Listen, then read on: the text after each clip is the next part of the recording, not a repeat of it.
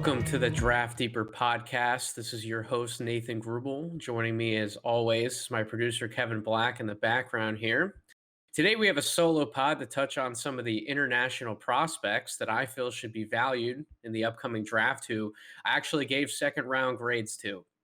Now, plenty of evaluators have at least two of these three guys in first-round mocks, and while that could potentially happen on a mock I put out in the future, that doesn't necessarily mean I agree on giving them that level of a grade and putting them that high on my personal board. So we're going to get into that, as well as five other guys I've given second round grades to, sort of by default. I can only have 30 guys ranked, 1 through 30, obviously, in a first round. So these other five, along with two of the three international prospects we'll go over, were close to being among that top 30 group, but ultimately didn't make the cut. So I'd like to call this list my can't miss second rounders. Before we get into that, I'll say congrats to the Los Angeles Lakers on winning what I feel is one of the toughest NBA championships we've ever witnessed due to the physical, mental, and emotional sacrifices everyone in the bubble had to endure and overcome. LeBron won another Finals MVP as expected, and I couldn't be more proud of the mission he and the rest of the team set out to accomplish.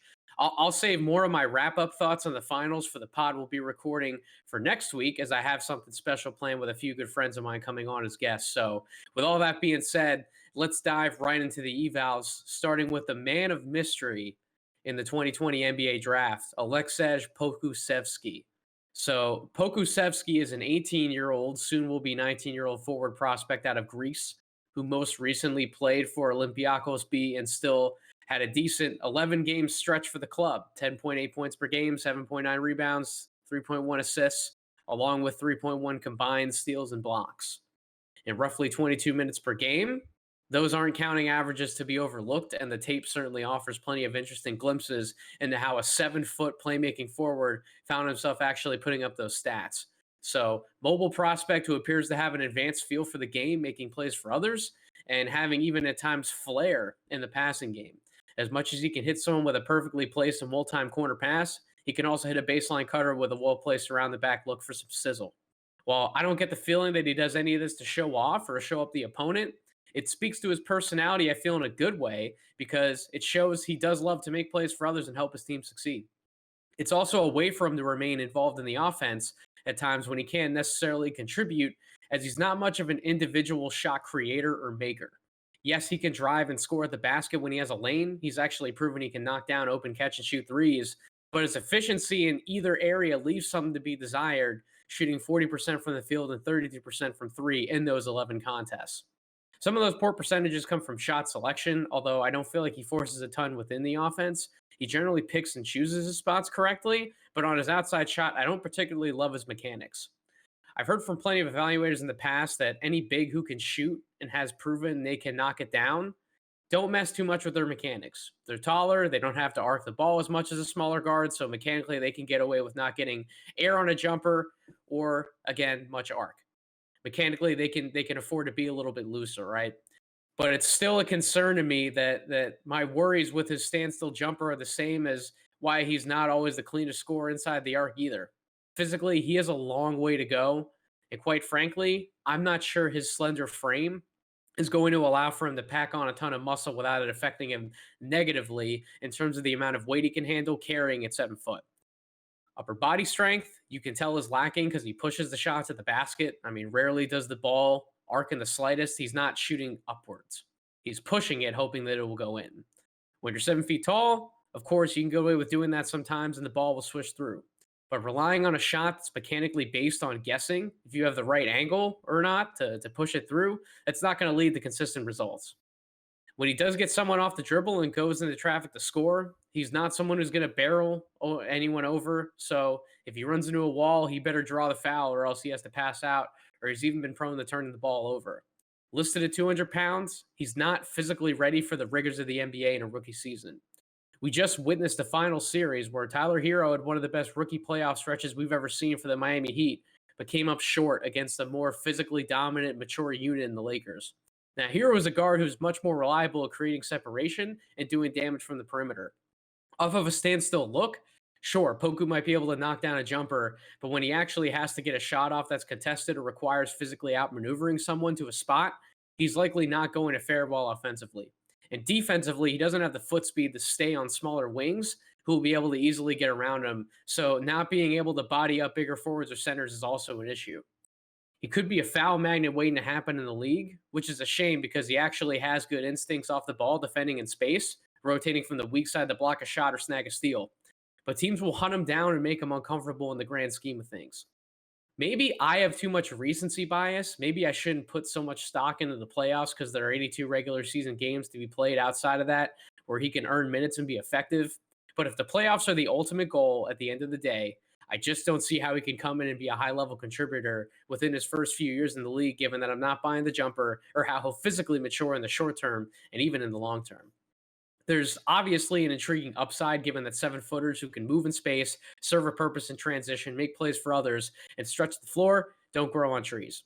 And once upon a time, there was a young player coming out of Greece by the name of Giannis Antetokounmpo who suffered from lack of exposure, both playing in the United States as well as playing in a subdivision of a pro league, leaving scouts to question how much stock they should put into his performances given the competition level. But though Giannis was built slight, his body's different than Poku's. Pokusevski doesn't have the same broad shoulder base or wider hips to actually add weight on safely and not let it affect his movement, as well as his ability to physically withstand the rigors of the NBA long term.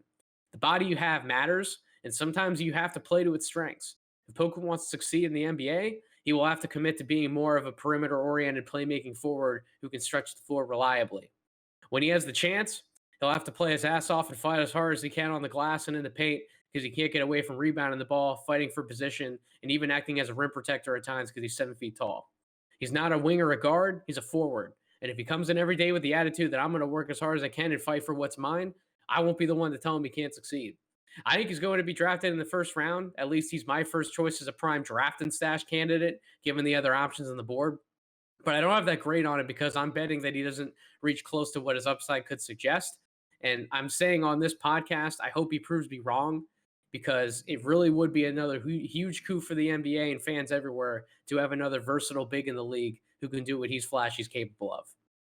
So next up is Leandro Bolmaro, a prospect I was very close to ranking in the first round but couldn't ultimately justify the upside. And if I were to give Bolmaro a first round grade, I would have had to have given Poku one just because despite all the concerns I just outlined, I still think he's the better gamble and upside play long term. But Bolmaro has a case to be made as a playmaking wing listed at 6'7", coming out of Barcelona. Like Poku, I've seen some jaw-dropping passes from Bolmaro. His feel for the game, in my opinion, is better than Pokusevski's in terms of getting others involved. He's not the most explosive athlete or quickest off the bounce, but he's mobile enough in transition and keeps his head up so that he can properly take advantage of his ball placement and IQ and make some exciting plays on the run. Bolmaro is built to play in fast-paced offenses that can push and play up and down. Some evaluators and scouts might sit there and say that's perfect for where the league is gone. Others might show more recency bias and think about the pace in the finals were just played at and think about what Bolmaro can provide in the half court, which I still think from a playmaking perspective is actually still quite a bit. He's shown he can make reads out of pick and roll sets, he keeps his head up, and can play out of dribble handoff actions. He's adept at finding guys off short rolls and baseline cuts. The takeaway is that he generally keeps the ball moving. He's not one to sit there and over dribble and get himself in trouble. And that's a benefit coming out of European systems that call for more ball and player movement versus just running in transition all the time and playing high pick and roll to the opposing defense raises the white flag. There's very little I don't like about Bolmaro's IQ and approach to the game, but there are concerns to raise, which cloud my judgment on just how many minutes he can actually earn once he comes over to the NBA. I already mentioned that he's mobile enough for a wing, but he's not quick. If you're asking him to score in half-court sets and constantly get around guys, he's not a good isolation creator for himself. He doesn't have any fancy dribble moves or footwork to get himself good offense when the defense is set up, and he has one or multiple men to beat. Now, he's armed with his passing ability and is very aware of his limitations.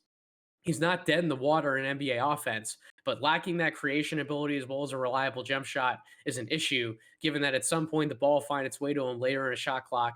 And if he's not able to convert in those situations, how valuable of a wing is he really in today's game? Guys have to be able to score on the move and shoot from the outside to earn starting opportunities or be firmly in a rotation on a good team. There's no ifs, ands, or buts like there used to be. NBA teams nowadays are too deep and too dang good to let anyone beat them on the floor. If he can find ways to operate off the ball, find easy cuts to the basket, keep himself moving and active so the defenses react to him in a way that frees up someone else to get moving so he can hit them with a timely pass, That's the best way to utilize him in an offense. Find ways to get the ball in his hands as much as possible without having to rely on him dribbling and getting around guys constantly to create offense. Can he play in pick and roll? Yes. Is it something I want him doing over and over again in offense? No. Defenses will key in on his weaknesses and eat him alive. Now, defensively, he at least has enough to him to stay on the floor and remain competitive against different matchups. Should he be switching on to a shifty guard at the point of attack? Probably not. But he can step up and guard threes and fours and at least put a body on them to limit their effectiveness. He's not the most well built wing, but he at least has size and some length in his favor. And again, he's a smart player who looks for ways to affect the game to his strengths. He's not incapable of making a play in space on defense, but he's not a ball stopper. He's another example of a wing teams can hunt for in pick and roll situations. So if that's the case, you have to be trending toward high level offensive effectiveness. And despite what Bomaro can offer from making everyone better around him in terms of his passing, I'm not buying his all around skill set offensively. So another guy I think will ultimately go in the first round as a stash guy, but I give him a second round grade. So last on the international radar today is Jan Mader, Israeli point guard measuring in at 6'3", listed at 180 pounds. Some scouts who have been evaluating Mader have questioned why Teo Maledon, who I have graded in the first round, I've already talked about him on this podcast, is much further ahead of Mader. Well, Maledon's a bigger guard who is more of a matchup problem for other points than Mader, although Mader himself has good size and length in his own right. And in my personal opinion, I think he's built a little better physically in terms of how he could further develop his body down the road. So physically, I don't think they're that far apart.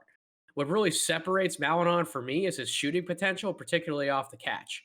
Mader hasn't proven he can shoot reliably from deep, and his 73% average stroke from the charity stripe also leaves a lot to be desired. I don't hate a lot about his shot mechanically, but there's just something there that he can't hit perimeter shots. I would love to be a fly on the wall when he's working with a shooting coach because I'm not sure how many things, at least regarding his release, there are to tweak. And it's not like he doesn't have any sort of touch because he has arguably one of the better finishing packages amongst all these international guards coming into the draft. He has as many floaters, runners, and layups in his bag as someone like Maledon or even Killian Hayes. His mid-range craft as a scorer is undervalued, and I think it's probably the biggest talking point to his game. He's not an incredible passer. Yes, he can make easy reads, but he prefer driving to the basket, looking to create for himself and for others.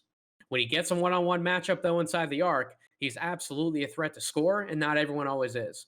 It's the fact that there are spots on the floor you can trap him in, and he immediately becomes ineffective. He's not a master reader of the defense to get an assist off of camping outside the arc, like a LaMelo Ball, who also has the size to see over and make a play over the defense from basically any spot on the floor. Mader has more limitations to his offensive game, and he's not in a different class athletically, although end to end, I'd probably take him over Maledon. He just doesn't have enough qualities outside of some of the tough finishes he converts on that jump off the tape. I won't rule out him making an NBA rotation one day after spending, years overseas tweaking things in his game and just gaining more experience playing at a higher level, but not having more than one bankable skill offensively to get him minutes on an NBA floor hurts him and puts him behind guys like Maledon on draft boards. Now, one thing I'll say about Mader defensively, he is an absolute pest. And I've certainly seen some more clips popping up on social media over the last few days of him being that kind of a pest on defense, guarding guys other points one-on-one, certainly challenging them at the point of attack, even forcing some turnovers. I mean, the guy loves to play defense, and he's going to make people's lives a living hell when he gets the chance. So when you think about that and you put that in perspective, that is something that can get him minutes on the floor to possibly develop some of those other offensive skills. Maybe give him opportunities to get different set shots within an offense.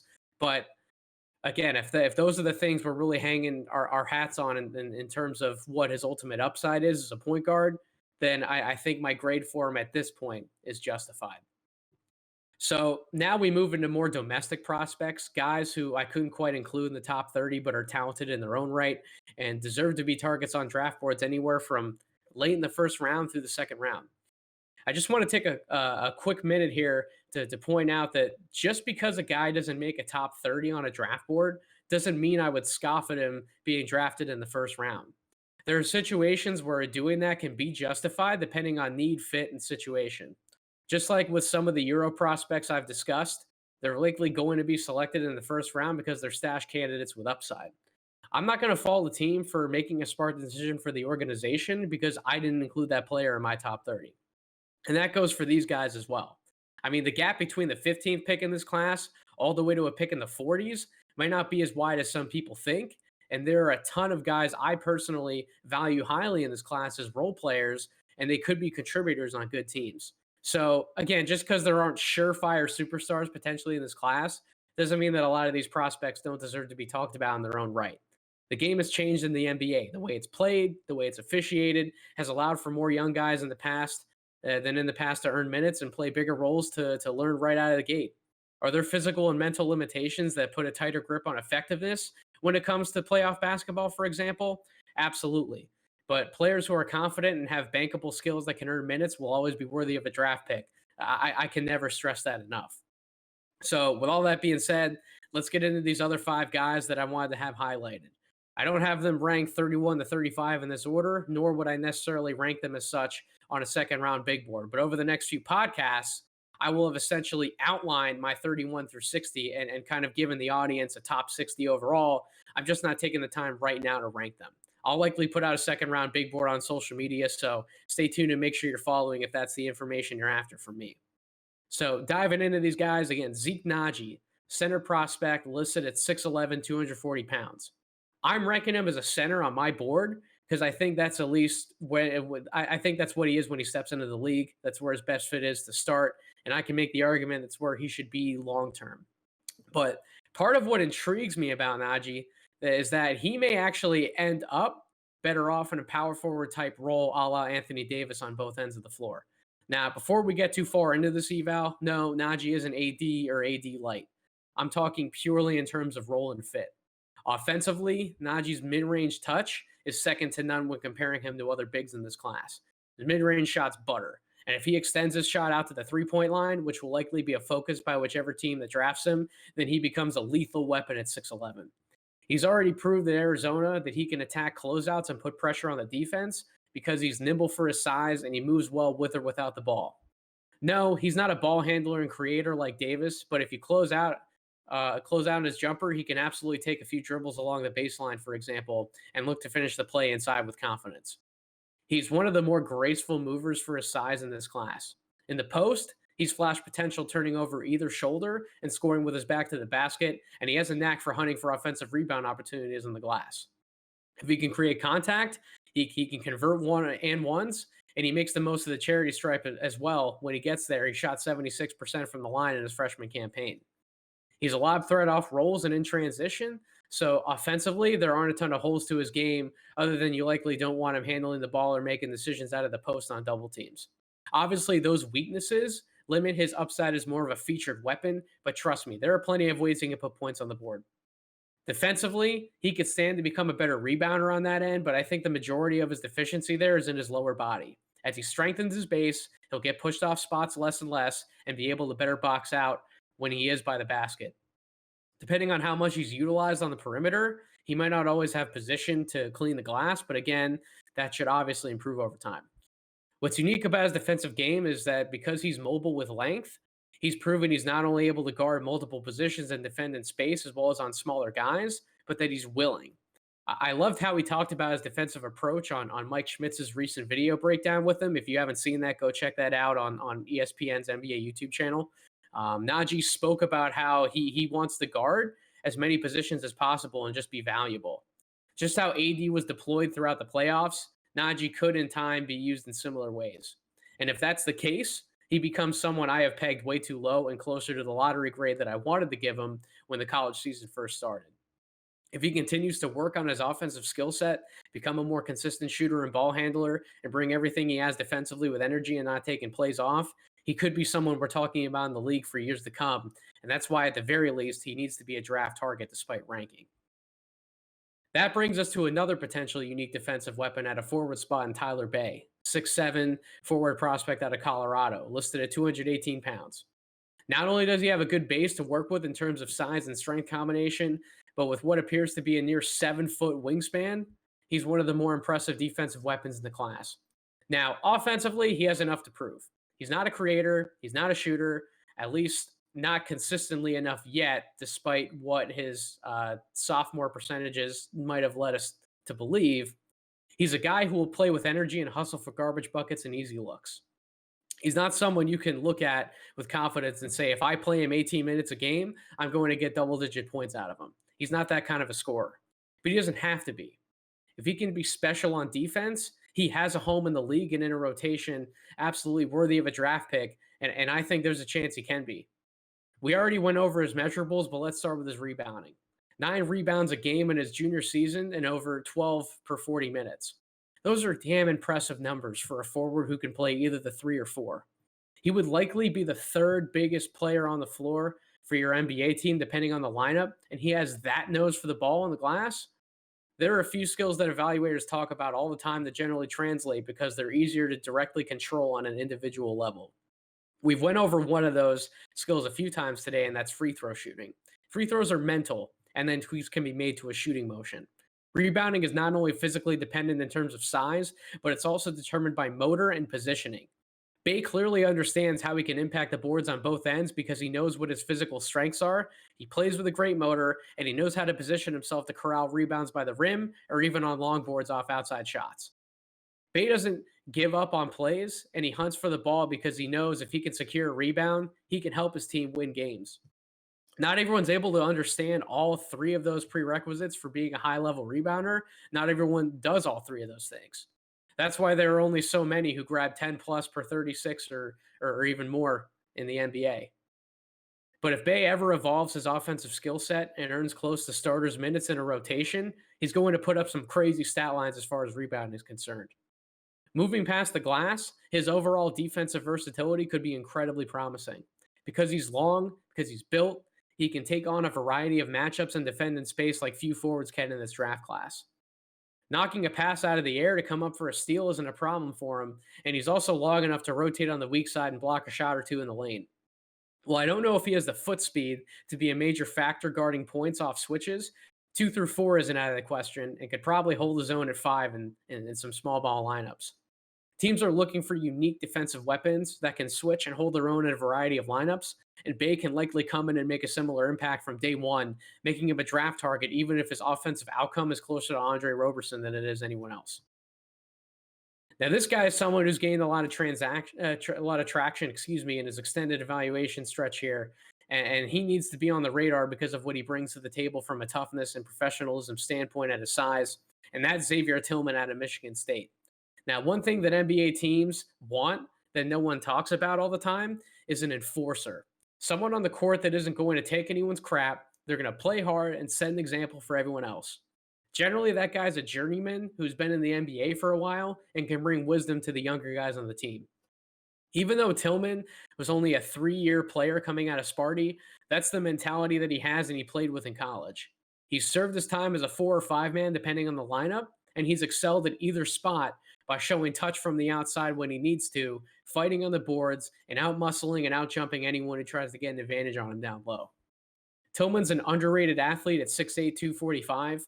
He's not the tallest or the longest player in the draft, who's more comfortable playing as a big man, but he knows who he is, he knows what he's there for, and he comes from a no-nonsense college program, along with a guy like Cassius Winston, who they showed maturity and leadership during their time there at Michigan State. And in that regard, along with Winston, he's a fairly safe selection. He's not a zero on the court. He's going to come in and produce if he's given the minutes. Is he an upside play? Probably not. While he's flash touch from the outside, as mentioned, he's not a stretch big by any means. He makes his living on the glass, getting points off easy buckets and being that guy you won't push around so easily. Those guys always end up being draft targets at one point or another. The question is, how high would you take him? A lot of mocks and intel point to him actually being a mid to late first round prospect. I have a second round grade on him, but I understand if a team wants to reach a little for a pro. He holds himself in high regard and it's justified. Plays with swagger and will come in with his lunch pail every day to go to work. Now, Daniel Oturu out of Minnesota has a cult following of sorts and has drawn enough praise to even have him as a lottery pick in some mocks that I've seen. I don't think he's flashed enough of a high-level skills package as consistently for enough time as some of the other guys, But if you grade him off flashes, then you can see the upside that some think he has to potentially be a starting center in the league. Otoru's 6'10, 240 pounds, obviously tailor made physically to jump center in the league. He's not a forward prospect. He's pigeonholed into the center spot. That's who he is, and that's fine. He's a true big. And he certainly played like it last season in Minnesota, putting up a 20 and 11 stat line in 33 minutes per game. Even though his free throw numbers have been slow to improve and reflect true shooting touch, the thing that excites scouts the most is that he was a close to 36% three-point shooter last season. Otoro was used in a lot of pick and pop situations from mid-range and even from deep in college, and he has enough makes on film to make you think he's a legitimate stretch threat at the center spot. I don't love his lower body mechanics on his jumper, but this is another example of being a little lax on someone his size making shots from the outside. If he can do it, he can do it. And he's proven he's a threat. Now, one of my concerns with him, and maybe he can be more of a physical finisher in the NBA, and he'll look for different opportunities because he will have already made it into the league. He doesn't have to prove that he's an outside shooter at his size. He definitely looks to pop and settle for those jumpers far too often for my liking, given how efficient he actually is from those ranges. The numbers don't suggest he's going to be incredibly consistent from range at the next level. And I say all the time, numbers don't tell the whole story. But even taking a look at the film, watching full-length games on Otoru, there will be times he misses, yet keeps jacking up jumpers when he's not a true shooter. There's a saying that shooters keep shooting despite how many misses you have in a row. You got to keep yourself in rhythm. Absolutely have to stay aggressive and keep that mental confidence. But I don't understand why, if you have the physical base and skill to get points in a different way, to just see the ball go through the basket a few times and then maybe hop back outside, why isn't that something he goes to a little more often? So I question shot selection and decision making offensively. Defensively, I have similar questions regarding his IQ and what he sees, because there are a lot of times guys backdoor him or he's beat on a switch where he shouldn't be, because physically he has all the tools to be a legitimate rim protector and shot blocker. So he's not a zero on that end of the floor by any means. I think there's a lot he can continue to learn from off of film study, and hopefully he gets better, because if he can pick and choose different spots offensively, we have a real prospect here and someone I undervalued and misbet on, and should absolutely be more of a priority draft target, especially if he slips into that first round later on. So last but not least, I wanted to focus on some of the bigs and forwards kind of to start, given how guard heavy this draft class is and how many guards, especially points, I've already talked about in this class over other pods. But we can't have this type of pod and not talk about Peyton Pritchard out of Oregon. Tough as nails, confident point guard, listed at 6'2", although probably closer to 6'1" than anything. Built well and compact for his size, isn't afraid to score in a variety of ways, and quite frankly, he can, and he proved that in college. Senior year, he averaged over 20 points per game on a 46.8, 41.5, 82.1% slash line. Efficient guard prospect, plays with his head up and ready when it comes to scoring the basketball, although my questions on that end rely more around his decision-making and sometimes overconfidence with the ball in his hands. I suppose if he's a top option as a senior on a team with expectations, I mean, he's going to let it fly, right? But some of those deep pull-ups he settled for off the dribble, I know he'd get some of them to go in, but some of those shots he took would have an NBA coach going nuts at times on the sidelines. I think if he can come in and play with the maturity that he did show plenty of times he did in college, and show just a tad bit better shot selection, he's going to do better in convincing a coach to give him more control over a second unit. And one thing he did make sure to do during his 4 years at Oregon was improve as a playmaker, especially out of pick and roll situations. He ended his senior year averaging 5.5% assists per game. And certainly, again, his improvement in pick and roll actions helped contribute to that number greatly. If he can continue to be effective, both scoring out of those opportunities as well as hitting his man on the roll with a timely pocket pass, then his case as a lead guard coming off the bench and even as a spot starter becomes a lot more believable.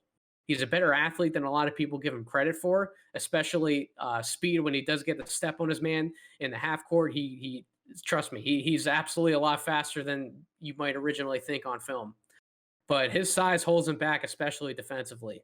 He gives it his all and is a real pesky guard defending other ball handlers, and certainly gives the necessary effort. But as other smaller league guards, if they get switched on the sides, it's a problem. and there's only so much you can mask defensively.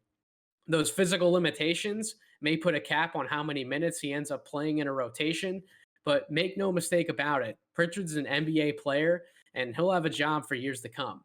He's that good and can do enough things from a league guard spot to justify a home on a team. So that about wraps it up for this week's podcast. Again, thank you for everyone. Thank you to everyone for listening to my rants about draft prospects. For more content, stay subscribed wherever you get your podcasts, be it Apple, Spotify, YouTube. Stay locked in on social media at Draft Deeper on Twitter. Like us on Facebook. There's more coming. And as I mentioned, I have an incredibly special show planned for next week. So until then, be safe and well, everyone.